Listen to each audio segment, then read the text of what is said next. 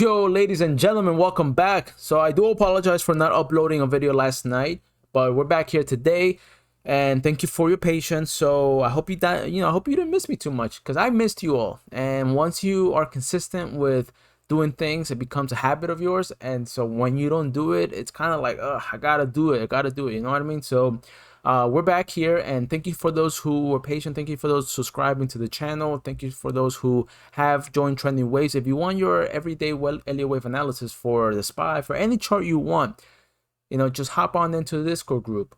The link is pinned down in the comment section. It's totally free for a period of time. Okay, join. We'll send you the details.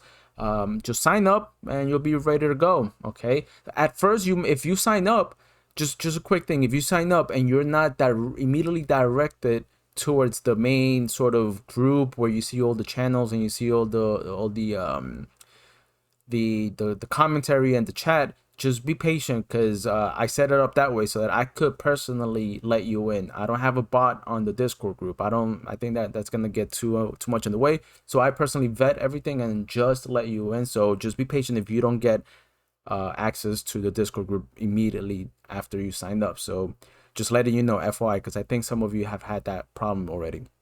Anyway, so yesterday, during the FOMC meeting minutes, it moved pretty well, right? It moved good. It was still within the range, ultimately failed to break above those ranges and resume the uptrend.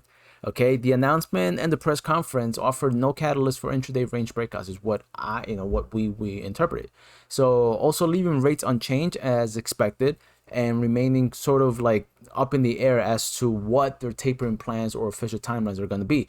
So that's good and bad. Yes and no. For the markets, it's still uncertainty, but nevertheless, it's giving a bit of a boost to the markets. And also the whole situation with Evergrande, it's a whole lot of things going on, but the markets are looking to be crawling back out of that uncertainty that was happening for the past few days.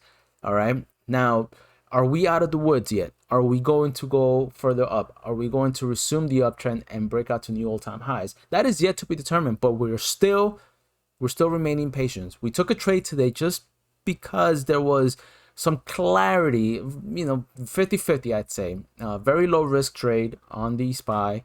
If you want trades like this, just hop on in and we'll debate and discuss why we took this trade in the Discord group. But for now, we're just going to focus on the SPY and the Qs. I want to show you guys our interpretation and what we are looking for coming into the end of the week, which is tomorrow and the following week. Now, we are trying to reclaim the 50-day simple moving average. Now, as you can see here, we have already surpassed it. I think we closed just ever so slightly above it. All right, let's take a look. So the 50 is at 442.81. The close here is 443.18. So yeah, so we closed above the 50-day, which is good. It's positive. All right, and we're now trying to resume the uptrend. So the question is, was this a dip buy? I mean, on hindsight, it's looking like it is right now, but I'm going to show you the interpretation. I'm going to show you the wave count. So turning on the labels, not much has changed. We're still on this count, considering that this is still the ongoing A wave, although we've already broken above the key invalidation levels that we've been pointing out in this channel. But nevertheless, there's still room for interpretation. All right, so taking you down from the daily time frame to the 1 hour time frame. All right, now this will suggest that we've broken above our invalidation levels, right, at the lower wave 1, which is what I've been explaining to you guys, in the past couple of videos. So down in 1, up in 2, 3, 4 can never retrace on the territory of wave 1. However, if we were to rework this wave count, okay, what would it look like? Let me turn off this. Actually, look, before I do that, right, one of the things that it's kind of like a trigger to me and still uncertain is that the 50 crossed below the 200 on the 1 hour time frame. Is the only actually below the 1 hour. Every other time frame also crossed, but the 2 hour has not crossed just yet. The 4 hour has not, and the daily obviously hasn't. But back down to the 1 hour time frame. So that was just something I forgot to mention.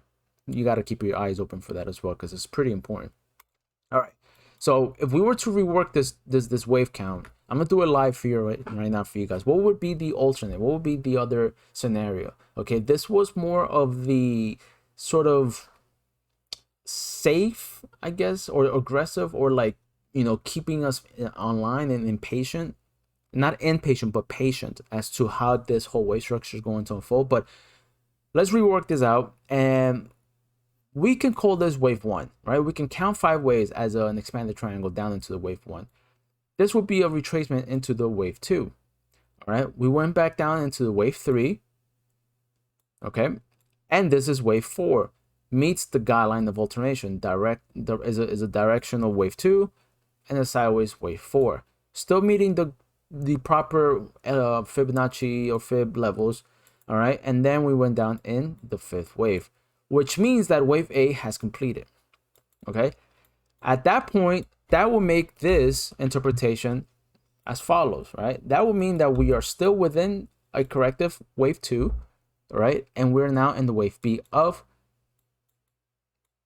let me just zoom in here, of wave 2, right? Now this will be even shallower, right? This is what is unlikely to happen. I mean, this whole interpretation, if we are to do this, obviously, because we've already invalidated the bearish and the longest, not the longest, but the most deep consolidation or correction, right? We've invalidated by the mere fact that we've already retraced it beyond the territory wave 1. But I'm being the devil's advocate here, and I want to show you guys that we, working Elliott wave and giving you guys room to interpretation, to open up ideas and not just be so tunnel vision and be like, oh my God, like this is it.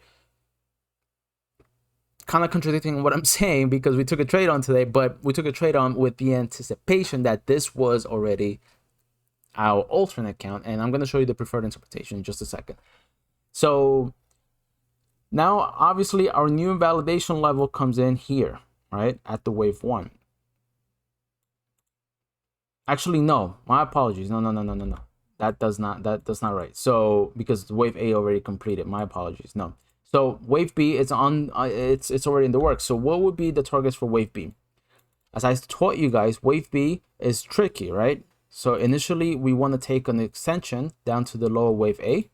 We're going to turn on, as you can see here, we already surpassed the 50% retracement. So our next level to watch is the 618, which is okay. We're holding resistance at the 618, no good, but we're going to leave that on, right? The 786, which is an orange, actually in green at this point, all right? And the 1272, which is further up in green. All right, so these two here, the 618 and the 786, are common fib retracements on the wave B, wave 2, so wave B. So this will be A, down in B. We're gonna get down in B, and I'm gonna show you in the next, in our bullish interpretation, what the invalidation would be if this is the actual count, right? So for now, let's take a look at this one. So should we keep on going lower? Actually, let me do this right now, right? So just quickly from you guys, from your end, right? Educational purpose here. What would be our invalidation level if we're counting 5 waves up here, right? 1, 2, 3, 4, and 5, right? So our invalidation level would be the higher wave 1. So if price action goes like this, if price action goes like this, 1, 2, 3, 4, right, and 5, boom, we'll go to the next count, right, which I'm going to show you in a minute. But if price action goes like this, 1, 2, 3, 4, goes below this zone, our territory, then wave B is at play. All right, guys. So invalidation for the bullish interpretation comes in at 437.95, which is our stop loss for our trade. What is our reward? No new all-time highs. All right. So we're almost there, guys. Okay, now that's our interpretation. That is our bearish count. We're still tracking it with this new labeling. All right. So keeping our eyes open for 786, 448.48, 444.21, and invalidation at, let me take a look here, invalidation at 437.89. All right, guys. So 437.89 is invalidation should we continue lower. That would be A, B, and then we get one leg up for wave C, completes wave B, and then lower we go. Now, showing you our bullish count, guys, the third wave is completed on September the 2nd high, down in A, up in B, down in C, wave 4 completion. Now we're going up in 1, 2, 3, 4, and 5. All right, guys. So wave 3, why am I, wave 3 normally is 100% extension of wave 1, but if we, excuse me, if we zoom in to, let's say, the 5-minute time frame, okay, we see that there isn't 5 waves here just yet. All right, so we have 1, 2, 3. We're gonna make the 4th wave and then 5. So by nature, because of this interpretation here, or this wave structure, how it's unfolding, the 1618 is our next level. So 1, 2, 3, 4, and then the 5th wave. So I do anticipate a brief pullback coming into tomorrow before the 5th wave of the 3rd wave resumption to 448.64. It's our target. Again, as long as we remain north of 437, right, the high of wave 1, just like on here, okay, 437.89, right, which is this high here.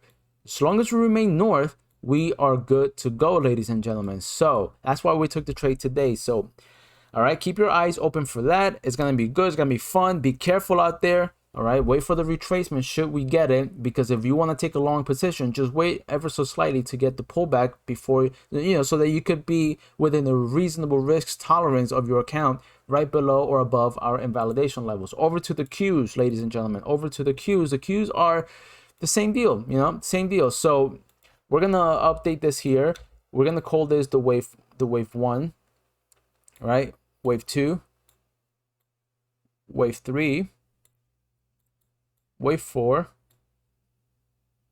You see, wave 4 on the closing basis did not go beyond the territory of wave 1. All right, and then wave 5, and now we should be heading on higher. All right, guys, so that's that. Let's see if we already labeled the bullish count here. I have not, so I'll work on that in the background. I'll post it to the members in the Discord group. So if you want to see that bullish count for the Qs, hop on the Discord group. The link to the Discord group will be pinned down in the comment section. All right, guys, so I do appreciate your time. I won't review SMH, IWM, or the Dow because we want to focus mainly on the broader markets, or on these two, right, the SPY and the Qs, before we actually digest everything else. Although I've been posting the charts for SMH and IWM on the Discord group. Again, if you want your interpretations or you want to see those analysis, hop on in the Discord group. The link is pinned down in the comment section. Thank you so much. Subscribe to the channel. Help me reach the 700 subs. Almost there, ladies and gentlemen. Almost there. So help me out so that we can keep on rocking. Take care, and I'll see you guys tomorrow. Bye-bye.